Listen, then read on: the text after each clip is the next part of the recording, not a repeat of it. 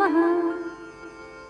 सौराष्ट्रे सोमनाथं च श्रीशैले मल्लिकार्जुनम् उज्जयिन्यां महाकालम् ओङ्कारं ममलेश्वरम् परल्यां वैद्यनाथं च डाकिन्यां भीमशङ्करम् सेतुबन्धे तु रामेशं नागेशं दारुकावने वाराणस्यां तु विश्वेशं त्र्यम्बकं गौतमीतटे हिमालये तु केदारं घृसृणीशं शिवालये एतानि ज्योतिर्लिङ्गानि सायं प्रातः पठे नरः सप्तजन्मकृतं पापं स्मरणेन